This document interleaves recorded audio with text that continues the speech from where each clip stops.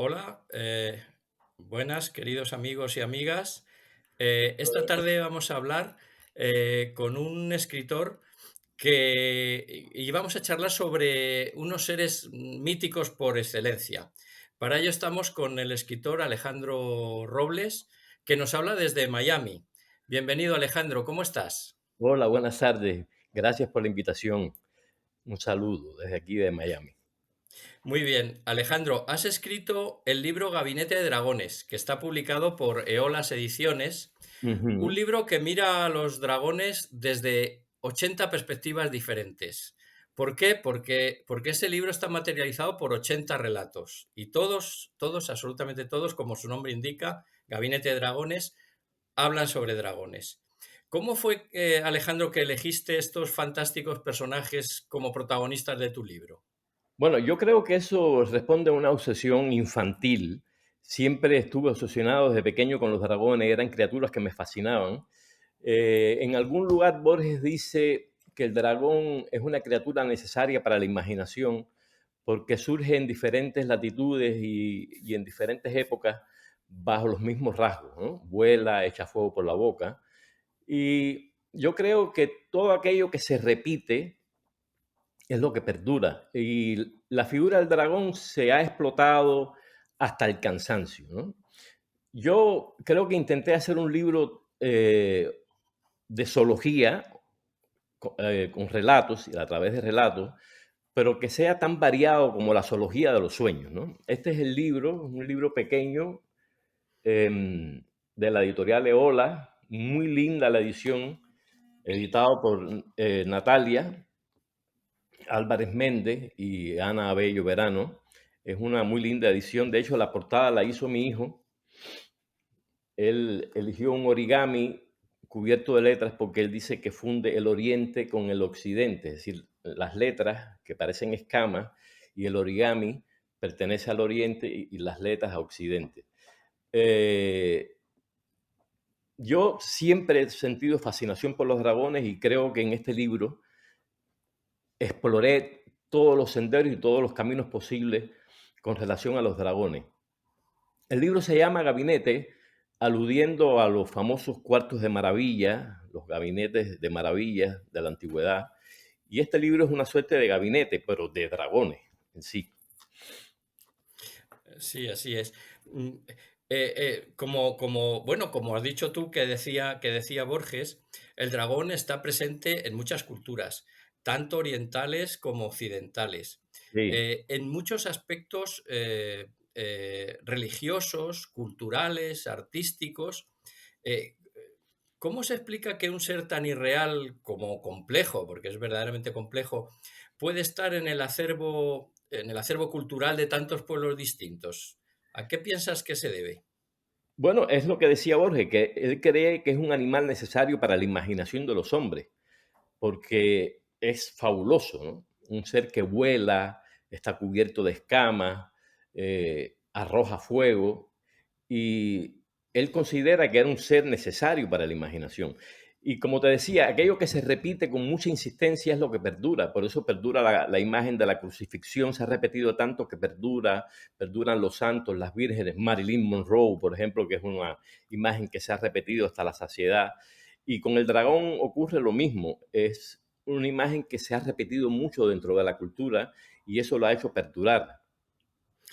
Es Eh, un animal para siempre, digamos, no es un animal efímero o una sí, criatura.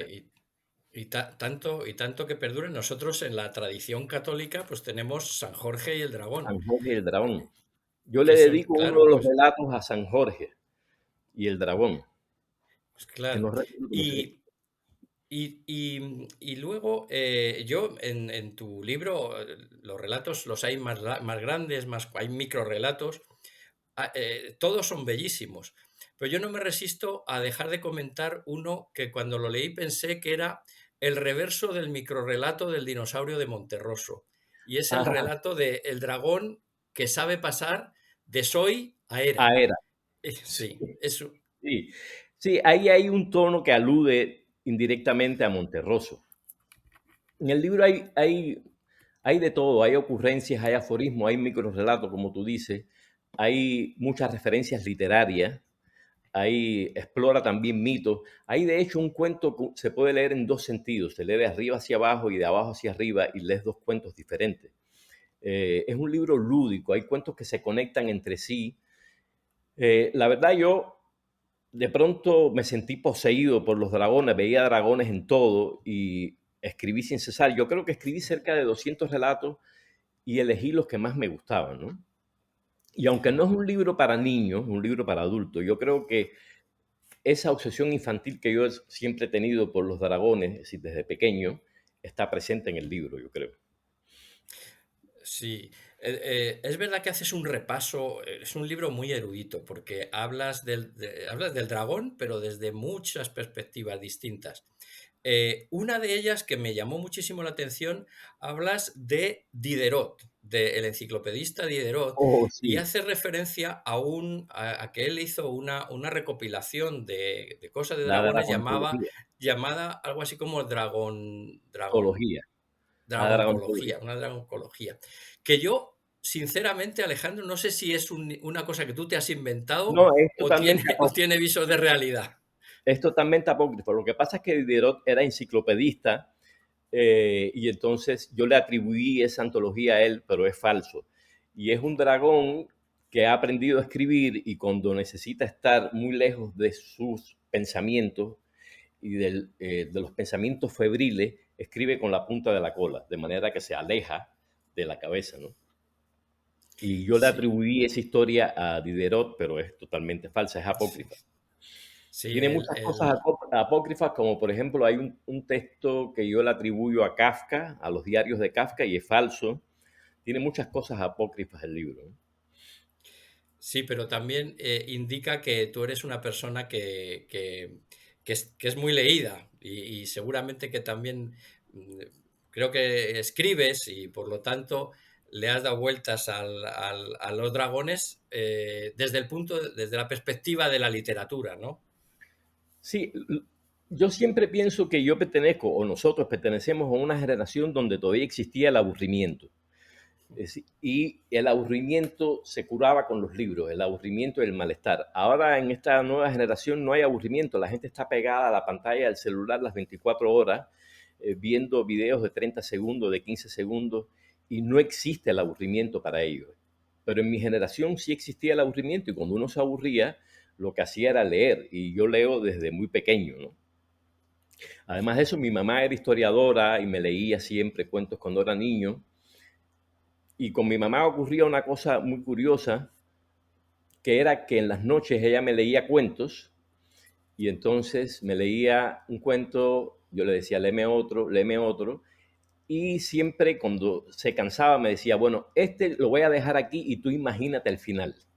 Entonces yo me pasaba la noche, bueno, o horas antes de quedarme dormido, imaginando los finales de los cuentos que ella interrumpía y por supuesto nunca coincidía con el final real, pero eso fomentó mucho la imaginación y pensar en las noches, en los relatos.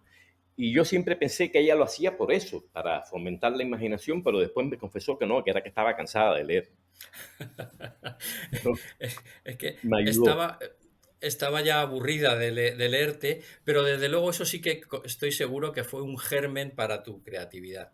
Claro, Y creo que es muy interesante leer a los hijos o a los nietos también, porque les mete en el cuerpo en lo el que aquí decimos el gusanillo el gusanillo, claro.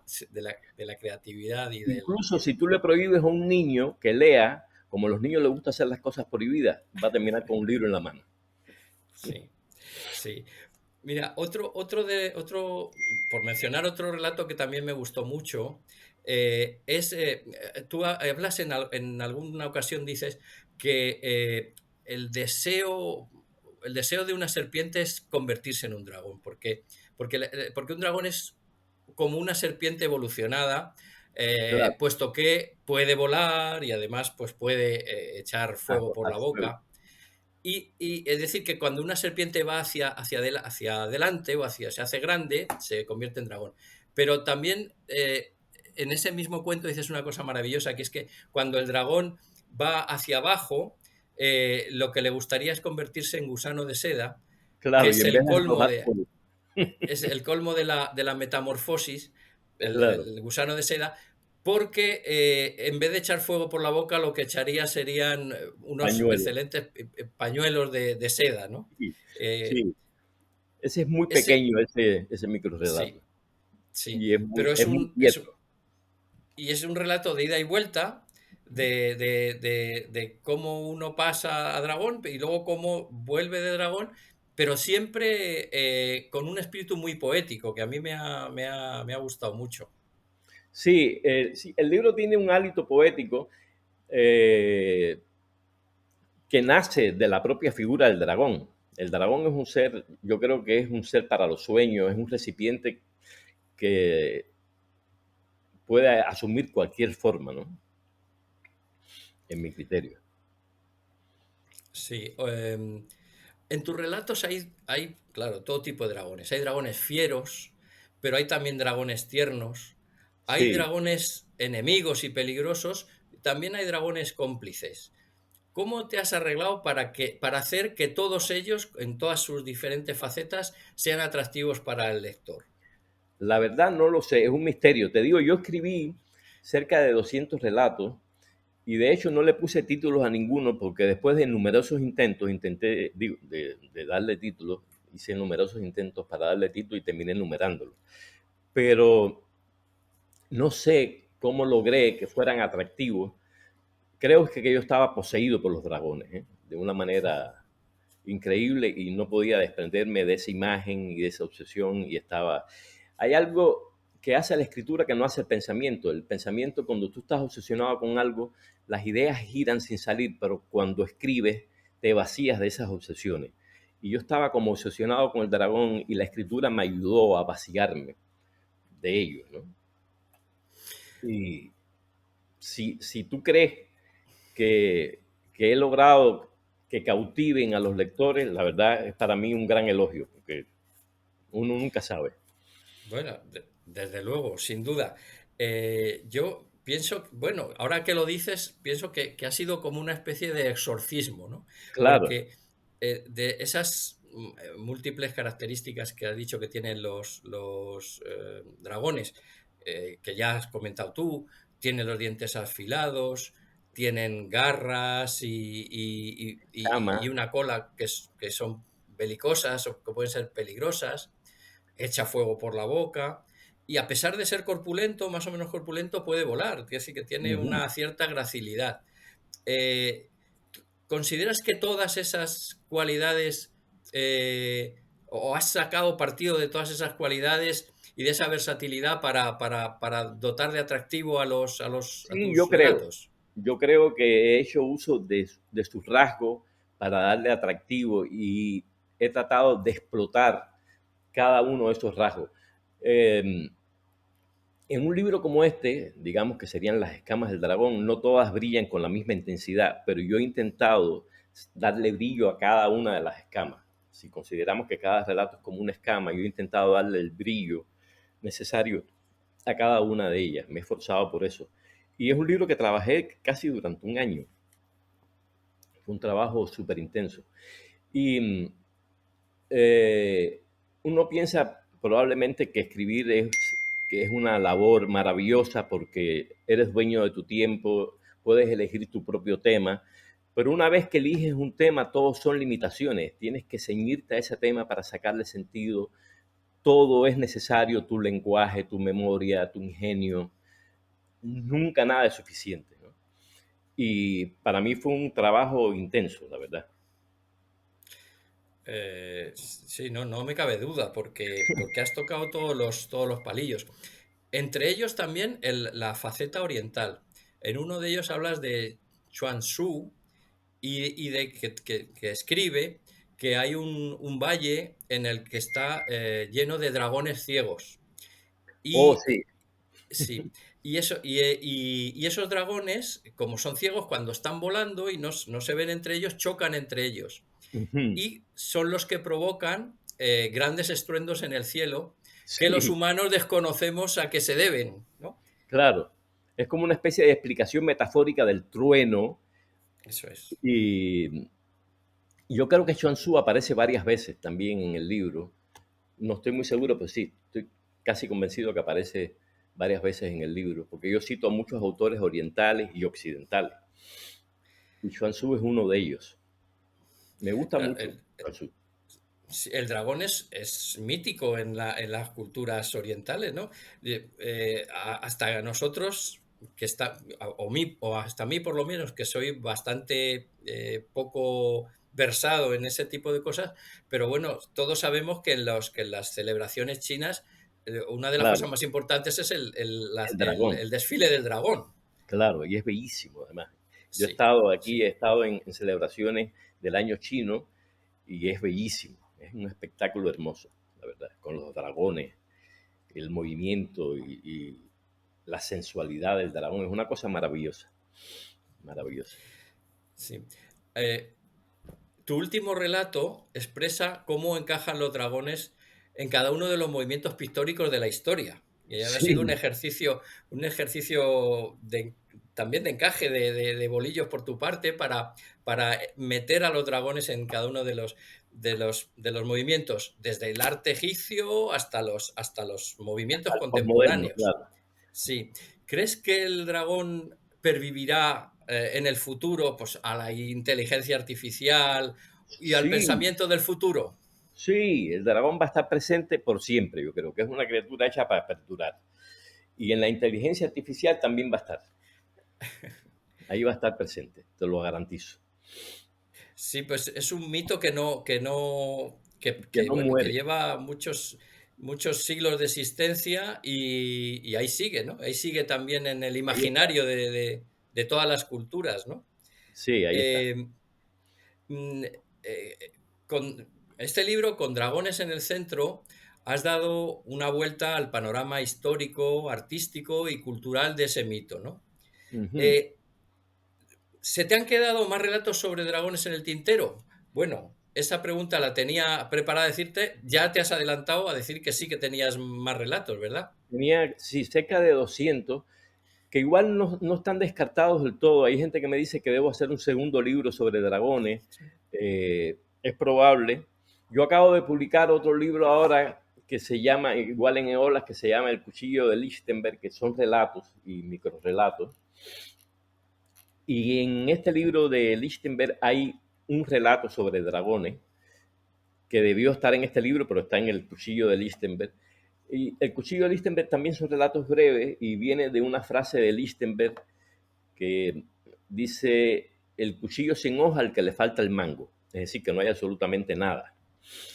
Y de hecho en ese libro hay un relato que está, las páginas están en blanco, que se llama El cuchillo de Lichtenberg, porque si no hay ni hoja ni mango, no hay nada. El cuchillo de Sí. Lichtenberg está totalmente en blanco. Y en este libro hay relatos también, es decir, hay un relato de dragones. Y se me han quedado muchos que probablemente los pueda trabajar en algún momento y hacer un segundo volumen sobre dragones. Mucha gente me dice, es tan lindo el libro que deberías hacer un segundo libro. Es probable que lo haga, porque sí me quedaron muchos que se pueden trabajar. Muchos, muchos. Sí, bueno, se me acaba de ocurrir que ese relato del cuchillo de Lichtenberg es como esa famosa, no recuerdo el título, pero una famosa obra musical que es Silencio. Y Es es, silencio, claro. no sé, una serie de minutos de absoluto silencio, ¿no? Pues Absoluto silencio. en el No, muy, aspecto muy genio- literario, es en el muy aspecto geniosa la literario frase has de él. trabajado tú esa faceta, ¿no? Claro, Del silencio. el silencio. Sí, es que la frase de Lichtenberg es muy ingeniosa. Le gustaba mucho a André Breton eso del el cuchillo sin hoja al que le falta el mango, porque absolutamente nada hay ahí. Entonces, a mí me pareció muy atractiva, muy magnética. Y el título es misterioso, El cuchillo de Lichtenberg. Tú dices, ¿qué cosa es eso? Entonces, y son relatos breves igual, ¿no? Sí. Eh, Me gustaría, casi fuera de programa, me gustaría preguntarte, tú eres cubano de Ujú. origen, vives en Miami y me gustaría saber qué piensas de lo que está ocurriendo en Estados Unidos hacia la lengua española, el tratamiento que se le está dando a la lengua española y al lenguaje en español, ¿no? Parece ser que han retirado de la web, de la web del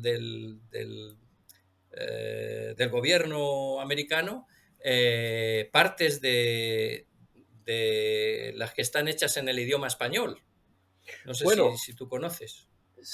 eh, hay creo que un presupuesto destinado al periodismo independiente que creo que ha sido retirado. Y gran parte de ese periodismo independiente es periodismo en español. Pero Miami es una ciudad muy cosmopolita y la verdad está llena de latinos y de hispanos. Y el idioma predominante de Miami es el español. Aquí casi Así todo el es. mundo habla español. Aquí donde quiera que miras hay alguien que habla español. Es la lengua primordial y sí sientes mucho afecto hacia las personas que hablan español. No hay ninguna discriminación al respecto. Y me he enterado de este asunto de que han retirado fondos para el periodismo independiente en español, que me parece lamentable porque ese periodismo, ¿verdad? La verdad, tiene funciones muy importantes, ¿no? De denuncia, de promoción cultural, pero yo espero que eso se reevalúe y ese presupuesto a las publicaciones independientes en español se reconsidere y se vuelva a establecer. Eso Bueno, espero. eso también deseamos nosotros. Eh, Quería darte, Alejandro, las gracias por esta charla tan amena y tan entretenida que hemos tenido, y despedir ya la entrevista. Ok, Y, no, gracias a ti, la verdad. Has sido muy amable y muy generoso en tomarte el tiempo para esta bueno, pues entrevista. muchas gracias, Alejandro, de nuevo, y gracias también a vosotros, queridos oyentes, por habernos acompañado. Hasta la próxima ocasión. Hasta la próxima. Gracias a ti, ¿eh? Muchas gracias a todos.